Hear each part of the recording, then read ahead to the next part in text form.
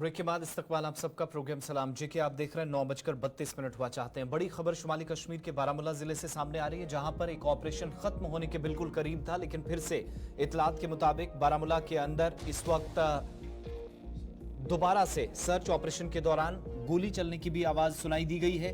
गुज़श्ता रोज इस झड़प में 2 मिलिटेंटों की हलाकत की तस्दीक की गई थी, जिसमें उमर नाम का बताया गया कि पाकिस्तान का एक मिलिटेंट जो आईडी एक्सपर्ट पुलिस या जिम्मेदारान के मुताबिक था और इस इलाके के अंदर वो काफी वक्त से एक्टिव था, उसकी हलाकत की तस्दीक की गई थी। आज चूंकि थोड़ी देर बाद हादीपुरा ऑपरेशन के मुतालिक प्रेस ब्रीफिंग भी पुलिस की जानिब से और फौज की जानिब से मुश्तरका तौर पर की जानी थी, लेकिन इतलात यह है कि इस इलाके के अंदर दोबारा गोली चलने की आवाज सुनाई दी। अब ये एहतियाती तौर पर फायर किया गया है या मिलिटेंटों की मौजूदगी का जो अंदाजा लगाया जा रहा था कि शायद 2 से ज्यादा हो सकते हैं, वो है।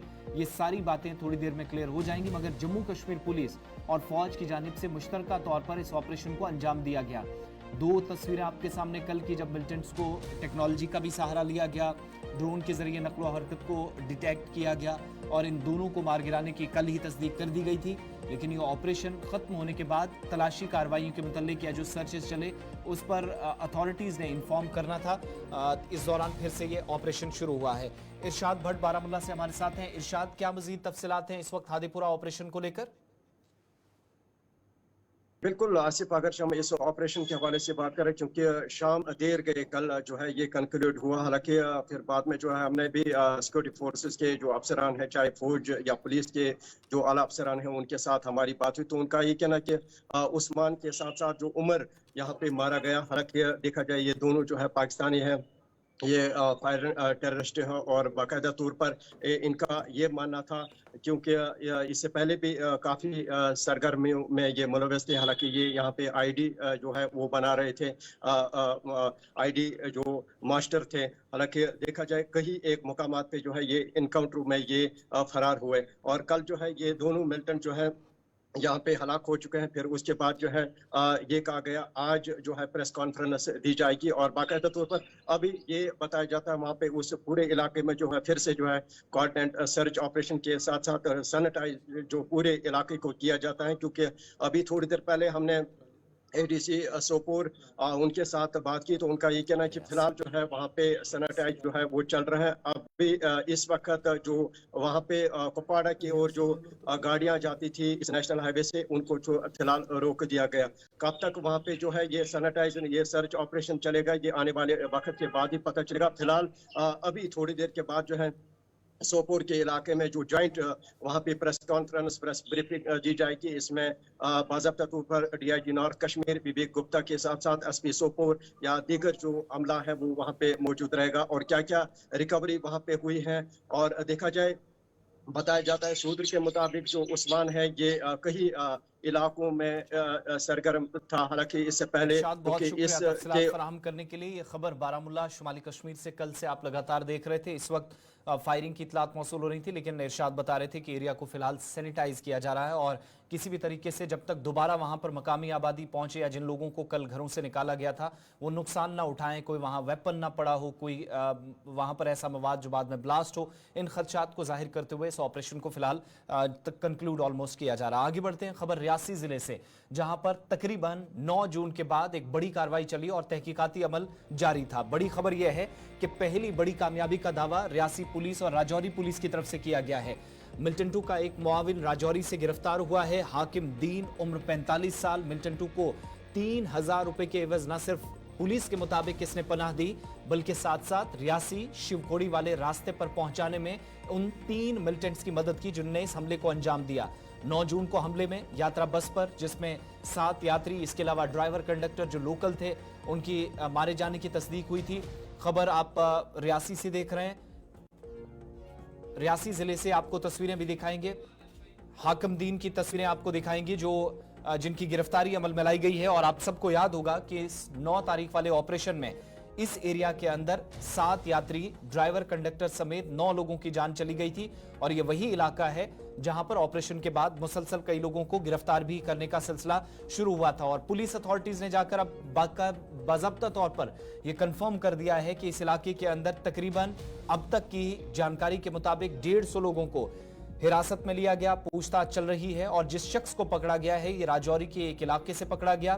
पुलिस बयान के मुताबिक इसने 3000 रुपए मिल्टन टू से लिए और न सिर्फ उन्हें रास्ता दिखाया। हाकम दीन की तस्वीर नजर दिखाइएगा। ये वो तस्वीर है जब हाकम को कल गिरफ्तार करके पुलिस के सामने पुलिस की जानिब से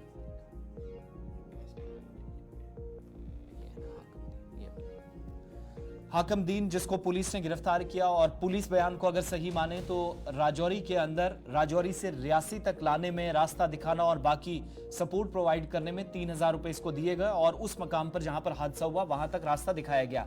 एसएसपी रियासी मोहिता शर्मा की जानिब से प्रेस ब्रीफिंग में कहा गया कि 150 लोग अभी भी पुलिस हिरासत में हैं। एहतियाती तौर पर पूछताछ का सिलसिला चल रहा है। कई लीड्स मिले हैं, एविडेंस मिले और उन्हीं शवाहिद की बिना पर पहली गिरफ्तारी अमल में लाई गई है। शायद इसमें मजीद गिरफ्तारियां हों।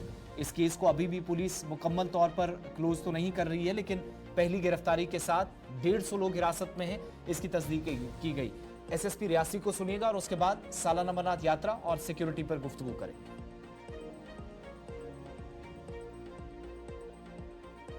अपना एक नापाक इरादे के साथ शिवखोड़ी से आती हुई पिलग्रिम्स की बस पे अटैक किया था। इसमें एक आतंकवादी सहयोगी जिसका नाम हाकम दीन मक्खन के बेटे, उम्र 45 साल, बंदराही के रहने वाले जो कि जिला राजौरी में पड़ता है, उनको जम्मू कश्मीर पुलिस ने डिस्ट्रिक्ट रियासी में गिरफ्तार किया है। ये व्यक्ति ने कई बार आतंकवादियों को भोजन और आश्रय प्रदान करने में उनकी मदद की थी, साथ ही साथ उनको अपने घर में शरण दिया था। इस व्यक्ति ने गाइड के रूप में उनको घटनास्थल तक पहुंचाने का भी काम किया था। ये एक मिलिटेंट एसोसिएट है जिसने इस हमले को अंजाम देने के लिए एक मुख्य भूमिका निभाई थी। आगे की इंटेरोगेशन और केस की इन्वेस्टिगेशन जारी है। इसको हमने बंदराही, एक जगह है राजौरी डिस्ट्रिक्ट के अंदर, वहाँ से इसको गिरफ्तार किया गया। कुल जिले में कम से कम 150 बंदे संदिग्ध जो कि इस केस से रिलेटेड हमारे को इंफॉर्मेशन बेसिस पे मिलते रहे या टेक्निकल एविडेंस पे मिलते रहे, उनको हम लगातार अरेस्ट करते आए हैं। एसएसपी रियासी मोहिता शर्मा ने प्रेस कॉन्फ्रेंस में तस्दीक की। आगे बढ़ते हैं, बात सालाना अमरनाथ यात्रा और तैयारियों व सिक्योरिटी पर करते हैं, क्योंकि सिर्फ कुछ दिन बाकी बचे हैं, बल्कि आज 20 तारीख, इसके अलावा सिर्फ 6-7 दिन इंतजामिया के पास है। सालाना अमरनाथ यात्रा शुरू होने जा रही है और जो ट्रैक्स हैं, रास्ते हैं, उन पर जंगी बुनियादों पर काम इस वक्त जारी है, जो फाइनल मरहले में पहुंच गया है।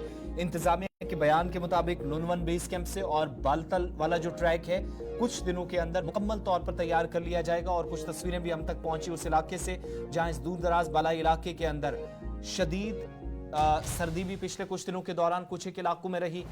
जून के महीने में भी बर्फबारी हुई, लेकिन ट्रैक की तस्वीरें दिखाएंगी कि मौसम बदलता रहा। तमाम तरह के चैलेंजेस के बावजूद भी इस बालाई इलाके के अंदर काम चलता रहा। ये वो रास्ता है जहां से यात्रियों का गुजर होना है। मुकद्दस गुफा की तरफ वो जाएंगे और बालतल वाले ट्रैक पर काम इस वक्त शद्दोमद से जारी है। साउथ कश्मीर वाली साइड से बात करेंगे। मुकम्मल हो गया कि नुनवन वाले ट्रैक पर जो है कुछ दिन और लग सकते हैं।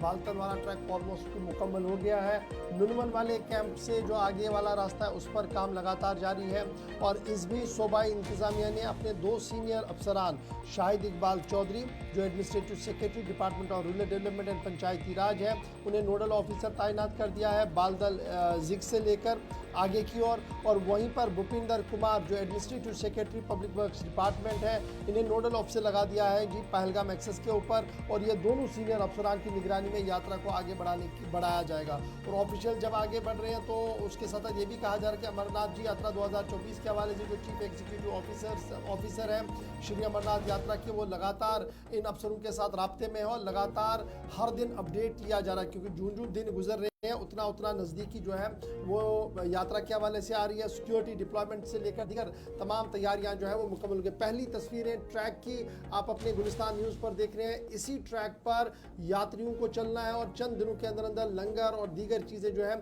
वो यहाँ पर लगना शुरू हो जाएंगी। सबसे पहले वही चीज़ें लगेंगी, उसके बाद यात्रा को चलाने की भी कोशिश की जाएगी। सीधे चलेंगे अपने नुमाइंदा फिदा हुसैन और हमारे साथ सलीम वानी ज्वाइन कर चुके हैं। फिदा, सबसे पहले आपके पास आएंगे। अगर हम ट्रैक्स की बात करें, बालतल वाले ट्रैक को लगभग मुकम्मल कर दिया गया, इस तरीके की इतला हमारे पास है। नुनवन वाला जो ट्रैक है इसमें मजीद कुछ दिन लग सकते हैं, क्या कुछ डिटेल्स आपके पास है मजीद? बिल्कुल इशफाक, मैं आपको बता दूं कि सालाना अमरनाथ यात्रा में अब कुछ ही दिन बचे हैं, लेकिन कुछ दिन पहले से ही ऐसी तैयारियां जो है वो शुद्धमत से जारी है ताकि जितने भी श्रद्धालु आएंगे उनको किसी तरह के मुश्किलातों का सामना ना हो, क्योंकि बीआरओ के पास ये काम है और बीआरओ ने चाहती है कि हमेशा की तरह जिस तरह से बीआरओ काम करती है कि पहले ही इसको मुकम्मल किया जाए ताकि जब यात्रा होगी वो पहला जत्था जब पहुंचेगा उनको किसी तरह के मुश्किलातों का सामना ना हो। सभी तैयारियां मुकम्मल की गई है। अगर हम काजीगुंड की बात करेंगे, काजीगुंड से लेकर नुनवन बेस कैंप और नुनवन बेस कैंप से लेकर चंदनवाड़ी और चंदनवाड़ी से लेकर पवित्र गुफा तक जो है तैयारियां शतुमत से जारी है, क्योंकि ट्रैक को भी कुशादा बनाया गया है। क्योंकि अक्सर हम देखते थे कि अगर हम कुछ साल पहले की बात करेंगे तो ये ट्रैक काफी तंग था और उस ट्रैक पे कभी भी जो श्रद्धालु हैं उनको काफी खतरा लाक होता था, लेकिन उसको कुशादा बनाने के लिए जो काम बीआरओ ने हाथ में लिया है वो भी तकरीबन मुकम्मल होता हुआ नजर आ रहा है। लेकिन उम्मीद इस बार कर रहे कि जिस तरह से पिछले साल श्रद्धालु जो है काफी जोश और उत्साह के साथ अनंतनाग और अनंतनाग से आगे पवित्र गुफा के लिए रवाना हुए तो हर जगह पे उनका भव्य स्वागत यानी कि काफी इस्तेमाल किया गया है। ये जरा हमें बताइएगा, 12 से दिन तक तो ये यात्रा चलेगी, लाखों लोगों के आने की उम्मीद भी है, लेकिन इस बीच खबर यह है कि अमरनाथ श्राइन बोर्ड ने 10 घाट तामीर किए हैं जहां पर अब वो नहाने का बंदोबस्त पूरा किया जाएगा, उसके बाद गुफा की ओर जाएगा। एक तो ये इतलात आ रही है किस तरीके के वो अरेंजमेंट्स, और ये भी साफ किया गया है कि तकरीबन जो 14 किलोमीटर का ट्रैक है उस पर रेलिंग का काम भी मुकम्मल हो गया ताकि किसी तरीके से कोई जो भगदड़ कभी होती है या ज़्यादा भीड़ होती है तो पाँव किसी का फिसलता है तो वो उस रेलिंग के साथ रुक कर खड़े हो सके। ये जो नई एक्सपीरियंसेस की जा रही हैं, क्या कुछ मजीद डिटेल्स आपके पास है? देखिए इशफाक, बिल्कुल इशफाक, आप तक मेरी आवाज पहुंच रही है? जी आपकी आवाज आ रही है फिदा। देखिए इशफाक, जहाँ पे आपने 10 घाट की बात की है, देखिए वो बिल्कुल जिस तरह से आपने खबर चलाई है, जिस तरह से आपने ये कहा है कि वो तैयार किए गए हैं वहां पे, वो इसलिए क्योंकि जो श्रद्धालु है वो चाहते हैं कि हम वहां पे कुछ वक्त गुजारे और वहां पे हम स्नान भी करें जिस तरह से, तो उसके लिए भी ये चीजें जो है तैयार की गई है ताकि जो श्रद्धालु हैं उनको किसी तरह के मुश्किलातों का सामना ना हो। क्योंकि हर यात्री के अंदर काफी ज्यादा जोश और उत्साह होता है, वो इसलिए होता है क्योंकि वो चाहते हैं कि हम पहला दर्शन करें, क्योंकि दर्शन के बाद हम देखते हैं कि जितने भी यात्री वापस आते हैं वो उनको काफी ज्यादा शौक होता है कि हम सबसे ज्यादा पहलगाम के रास्ते को ही पसंद करें, क्योंकि अगर हम बालटाल की बात करेंगे बालटाल से कम ही वहां से जो चलिए बहुत शुक्रिया जी हमारे साथ ज्वाइन करने के लिए। लगभग ऑडियो कहीं कट रहा है, बहुत शुक्रिया जी आपका ज्वाइन करने के लिए। सलीम के पास सीधे चलेंगे। सलीम, बड़ा इंपॉर्टेंट है जब हम इस दूसरे वाले ट्रैक को देखते हैं जो बालतल से होता हुआ ऊपर जाएगा, लेकिन आपसे जो जानना चाहेंगे वो सैनिटेशन के हवाले से, और अब की बार डायरेक्टरेट ऑफ रूरल सैनिटेशन जो है उनकी तरफ से ये साफ कर दिया गया कि जनाब सुप्रीम कोर्ट की गाइडलाइंस और एनजीटी की गाइडलाइंस को तमाम तर चीज़ों को ध्यान में रखते हुए सैनिटेशन का एक प्रॉपर निज़ाम बनाया गया है और ट्रैक तकरीबन 12 फीट इस बार होगा जिससे यात्रियों को मजीद आसानी होगी चलने की। सलीम, आप तक आवाज पहुंच रही है? चलिए जी, बहुत शुक्रिया जी आप दोनों का हमारे साथ ज्वाइन करने के लिए। फिलहाल अमरनाथ यात्रा के हवाले से हम आपको अपडेट करते रहे कि चीफ एग्जीक्यूटिव ऑफिसर की तरफ से ये साफ कर दिया गया है कि सैनिटेशन का माकूल इंतजाम किया गया है, ट्रैक तकरीबन 12 फीट के आसपास बढ़ा कर दिया गया है, और तीसरी बड़ी बात कि बालतल वाला रोड जो है वो ऑलमोस्ट थ्रू कर दिया गया है, नुनवन वाले में कुछ समय और लग सकता है, और इस बीच यात्रियों की सहूलियत के लिए नए सिरे से 10 घाट कंस्ट्रक्ट किए गए हैं, बनाए गए हैं जो होली केव के बिल्कुल नीचे हैं, ताकि एक अच्छी खासी तादाद में जब यात्री वहाँ पर पहुँचे तो वो जो रिवायती तौर पर वहाँ पर पवित्र पानी से नहाने का सिलसिला होता है वो नहाए और उसके बाद वो ऊपर दर्शन के लिए जाएं, उसमें माकूल और मुनासिब इंतजाम किए गए हैं। और इस बीच 3 जिम्मेदारियां, एक तो सिक्योरिटी की जिम्मेदारियां पुलिस को है, रूरल सैनिटेशन डिपार्टमेंट का एक बड़ा रोल यहाँ पर सैनिटेशन के हवाले से लगेगा, और फिर आवाम का जो लोकल लोग हैं जो इस यात्रा को पूरा कामयाब करते हैं उन पर भी ये जिम्मेदारी होगी कि किस तरीके से अब की बार यात्रा जो है वो और ज़्यादा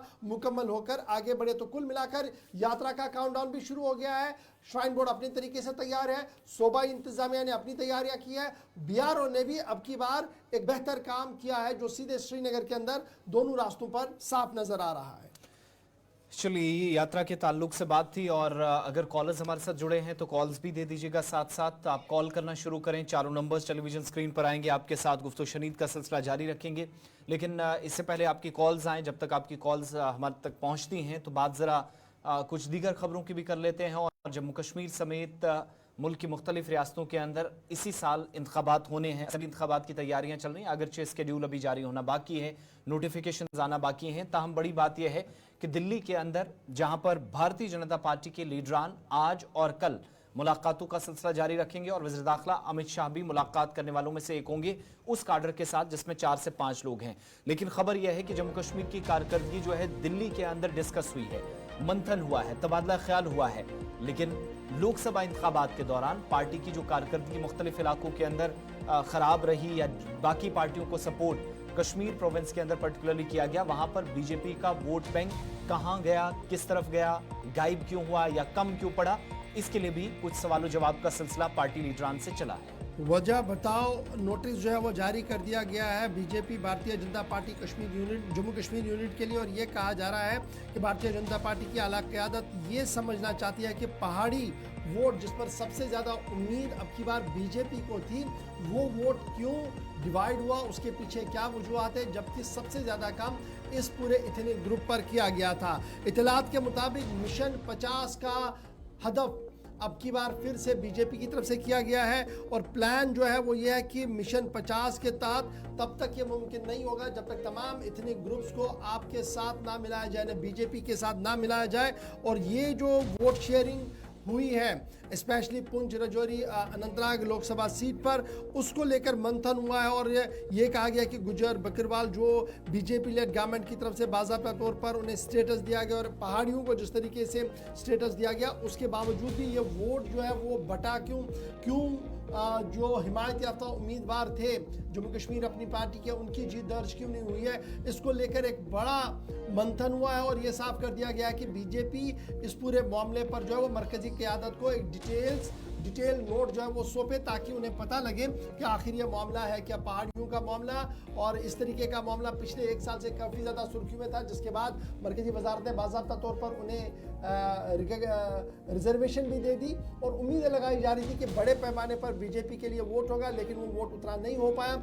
उसकी जांच के लिए और उसको परखने के लिए अब बाज़ाब्ता तौर पर बीजेपी हेडक्वार्टर से ये कहा गया है कि आप तफसीलन ये चीज़ हमें बताएं कि ये वोट ट्रांसफ़र क्यों नहीं हो, नंबर 1। नंबर 2, मिशन 50 खींचा गया है, 50+ का हदफ जो है वो मुकर्रर किया गया है जम्मू कश्मीर यूनियन टेरिटरी के अंदर। अब ये कैसे मुमकिन होगा, किस तरीके से होगा, उस पर भी आने वाले दिनों में एक और मंथन होगा, एक और मीटिंग होगी दिल्ली के अंदर, जिसके बाद मजीद हिकमत अमली को तय किया जाएगा। तो ये जनाब थी बीजेपी के हवाले से खबर, लेकिन जरा आपको नीट के हवाले से भी खबर बताएं, और उसके बाद फोन कॉलर्स हमारे साथ ज्वाइन कर चुके हैं, उनको भी ज्वाइन करवाते हैं। एनईटी इम्तिहानात का मामला पिछले हफ्ते से लगातार सुर्खियों के अंदर है। अदालत उज़्मा की बात भी अपनी जगह है, लेकिन इस बीच मरकजी वजारत दाखिला और मरकजी वजारत तालीम के बीच मशावरत के बाद इस बात का फैसला लिया गया कि इम्तिहानात के जो नताइज सामने आए हैं उन्हें कलअदम करार दिया गया है। ये उन तलबा के लिए राहत है जो कह रहे थे कि इस पूरे परीक्षा में पूरे इम्तिहान के दौरान धांधली हुई है। तो 2 एग्जाम, एक जिन्होंने परसों 18 तारीख को जम्मू कश्मीर समेत मुल्क के मुख्तलिफ हिस्सों में यूजीसी नेट एग्जाम दिया था, वो भी मनसूख हो गया है। और इतना ही नहीं, यूजीसी की जो नीट परीक्षा थी जो पूरे मुल्क के अंदर एग्जाम हुआ था वो भी कैंसिल कर दिया गया। ये फैसला उस वक्त हुआ जब पूरे मुल्क से शिकायत काफ़ी ज़्यादा आने लगी कि कहीं पर एक ही सेंटर्स के दौरान 10-10, 15-15, 8-8, 9-9 लाख का एक पेपर बेचा गया। और इतना ही नहीं, सवाल ये भी पूछे जा रहे थे कि इस पूरे प्रोसेस के दौरान एक सेंटर से कैसे 50-50, 60-60 बच्चे टॉप कर गए। इस पूरे प्रोसेस में बात अदालतों तक गई, मामलात बढ़ते चले गए, और बिलाखिर वो तमाम लोग आखिर एक तरह से बेनकाब हुए, जो ये कह रहे थे कि इस पूरे प्रोसेस को शफाफियत के साथ चलाया गया है। तो नीट 2024 का जो एग्जाम हुआ था वो कैंसिल हो गया है। अब नई तारीखों का ऐलान नई नोटिफिकेशन के जरिए होगा और ये फैसला वजारत दाखिला की जानिब से हुआ है, वजारत तालीम के साथ मशावरत करने के बाद। और इतना ही नहीं, फैसला ये भी हो रहा है कि क्या इस पूरे मामले की जांच सीबीआई करेगी या नहीं। तो साइबर क्राइम कोऑर्डिनेशन सेंटर जो है उसने बाज़ाब्ता तौर पर मिनिस्ट्री ऑफ होम अफेयर्स के साथ इस पूरे ये जो तहकीकाती अमल चला 4-5 दिनों के दौरान, बहुत सारे तलबा ने सुप्रीम कोर्ट का रुख किया, लखनऊ की अदालत में केस किया, कुछ बच्चों ने फर्जी डॉक्यूमेंट्स जमा कराए, ये चीजें भी सामने आई। लेकिन असल बात आकर यहां रुकी कि एक सेंटर से जहां पर 67 बच्चे एग्जाम दे रहे थे, उनमें से 60 बच्चे कैसे टॉप कर जाते हैं। एक बच्चे को पेपर 10 लाख का दिया जाता है, उसने भी ये इंकिशाफ किया और बात अदालत तक पहुंची। वहां से जब सवालात पूछे गए नेशनल टेस्टिंग एजेंसी से, तो उसने एक तरह से हाथ खड़े किए और बिलाखिर हुकूमती सतह पर फैसला हुआ कि परसों 18 तारीख वाला नेट का एग्जाम और नीट का जो जिसका रिजल्ट कुछ दिन पहले आ चुका था, दोनों को एक साथ कैंसिल कर दिया गया। चलिए याद रखिएगा, पार्लियामेंट ने फरवरी 2024 में भी एक कानून पास किया था, public examination prevention of unfair means act. इसका इतलाक हो चुका है, जिसके तहत 3 से 5 साल की कैद भी होगी और 10 साल का जुर्माना भी होगा। कल दाखिला वजीर ने इस बात की वजाहत कर दी कि इस कानून का इतलाक किसी भी कीमत पर इस पूरे मामले पर होगा। फिलहाल यहाँ पर रुकते हैं जी, खबरों में फटाफट से आपकी फ़ोन कॉल्स को शामिल प्रोग्राम करेंगे। आखिरी 8 से 9 मिनट हमारे पास है, तो ज़्यादा से ज़्यादा कॉलर्स को शामिल प्रोग्राम करेंगे। अपना नाम, इलाके का नाम बताइएगा ज़रूर, ताकि हुकूमती इदारे ये समझ पाएँ कॉलर कहाँ से हैं, किस ज़िले से और क्या कुछ मामला इनके पास है। पहले कॉलर हमारे साथ है जी। हेलो अस्सलाम वालेकुम गवर साहब, जावेद बोल रहा हूँ सोपुर से। जी वालेकुम अस्सलाम जावेद साहब। गवर साहब, सबसे पहले मैं अपने देश के प्रधानमंत्री को वेलकम हम करते हैं जो यहाँ पे आ रहा है, और साथ ही साथ जो करीबन 1500 करोड़ के प्रोजेक्ट जो वो आज यहाँ पे, उसके लिए हम मुबारकबाद देना चाहते हैं अपने देश के प्रधानमंत्री को। लेकिन साथ ही साथ गवर साहब जरा मेहरबानी करके ये 3 बातें मेरे गौर से सुनिए। हमारे देश के प्रधानमंत्री आज आ रहे हैं, 292 करोड़ रुपया वो इंडस्ट्री के सेक्टर के लिए देना चाहते हैं आज। लेकिन मैं पूछना चाहता हूं अपने जो एलजी साहब है, सर मुझे बताइए, आपकी जो लास्ट मीटिंग है जो आपने की, जिसमें आपने लैंड अलॉटमेंट में लैंड दे दिया, उनमें अदालतों में वो पड़े हुए, तो आप डेवलपमेंट की बात कर रहे हो, इंडस्ट्री तो क्या कर रहे हो? नंबर 1। नंबर 2, डिग्री कॉलेजों पर हमारे देश के प्रधानमंत्री आज पैसे दे रहे हैं। मैं पूछना चाहता हूं इनके कमिश्नर को, आज करीबन 2 महीने 3 महीने से सोपोर डिग्री कॉलेज में प्रिंसिपल ही नहीं है, कैसे चलेगा ये कॉलेज? नंबर 3, हमारा म्युनिसिपल काउंसिल हाउसिंग के लिए हमारे देश के प्रधानमंत्री बोल रहे हैं कि हम हर किसी घर वाले को घर दे देंगे। सोपोर म्युनिसिपल काउंसिल में एडहॉक चार्ज पिछले 1 साल से पड़ा हुआ है। तो मुझे खुदारा बताइए, क्या ये हमारे देश के प्रधानमंत्री को झूठ बोलते हैं? क्या कहीं अकाउंटेबिलिटी नहीं है? चलिए, बहुत शुक्रिया जी कॉल करने के लिए, बहुत शुक्रिया कॉल करने के लिए जावेद साहब। जज्बात में आपने बात बताई है, मुझे उम्मीद है कि लेफ्टिनेंट गवर्नर दफ्तर से लेकर प्राइम मिनिस्टर ऑफिस तक इसको मॉनिटर किया जा रहा होगा। एक और कॉलर हमारे साथ है जी। हेलो अस्सलाम वालेकुम। जी वालेकुम सलाम। मेरा नाम साइमा नूर है, मैं छानापुरा से हूँ। जी साइमा बताएं। मैं ये कहना चाहती हूँ, जो आपने ईद पे सेगमेंट चलाया था, वो ईद का प्रोग्राम गुलिस्तान न्यूज़ पे, जो उसमें पार्ट 2 आपने दिखाया, उसमें आपने एक मज़ाहिया सेगमेंट रखा था जिसपे वो शेर व शायरी हो रही थी, जिसपे मंसूर साहब नाम अनाउंस कर रहे थे जी। जो उन्होंने पहले, उनका नाम नहीं मुझे याद आ रहा है, उन्होंने एक औरत पे एक शायरी कही जी। उसमें उन्होंने किन अल्फाजों का इस्तेमाल किया, बहुत दुख हुआ। अब मेरी ये गुजारिश है कि जब आप लोग ये स्क्रिप्ट पढ़ते, आप खुद नहीं पढ़ते हो, आप खुद नहीं सुनते हो, उन्होंने एक औरत को किस तरह से ड्रैग किया, उसके पहनावे पे, उसके चलने पे, उठने पे, बैठने पे बहुत दुख हुआ। तो अब मैं ज़रूर माजरत चाहता हूँ अगर जज्बात में ठेस लगी है, लेकिन ज़रूर जो इंचार्ज है मजीद मसरूर साहब, उन तक की आवाज़ ज़रूर जाएगी और वो ज़रूर इस बात का आइंदा ख्याल रखेंगे। बहुत शुक्रिया इस गहराई के साथ इस प्रोग्राम को देखकर और ये छोटी छोटी नुक्ते निकाल कर हम तक पहुँचाने के लिए बहुत शुक्रिया इसके लिए। और आपसे वादाबंद है कि मुस्तकबिल में इस तरीके की कोशिश न होगी और ना इस तरीके के प्रोग्राम आएंगे। बहुत शुक्रिया आपकी कॉल का। Next collar. हेलो अस्सलाम वालेकुम। वालेकुम अस्सलाम। जनाब गवर साहब, गोल्ड को ईद मुबारक। अल्लाह ताला थनो सलामत। जनाब मोहतरम, तुझे वारियर बोड़ अमौंट तो अस्सी मसले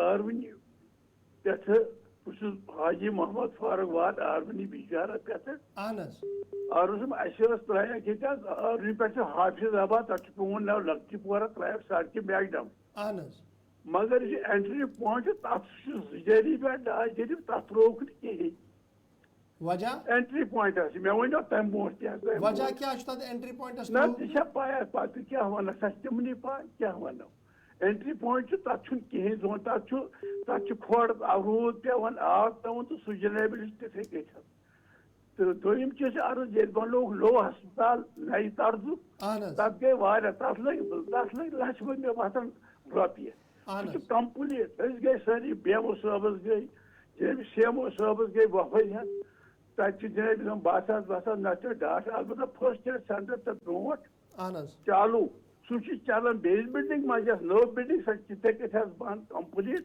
वजह क्या बिल्डिंग कर चालू ना तम दपान मोहम्मदी कायम सतान गई वारिया वरी यन पे यह तैयार गई है वन ना गई हैंड ओवर कहीं कंप्लीट बिल्डिंग हैंड ओवर गई नहीं कहीं अफसोस मकाम।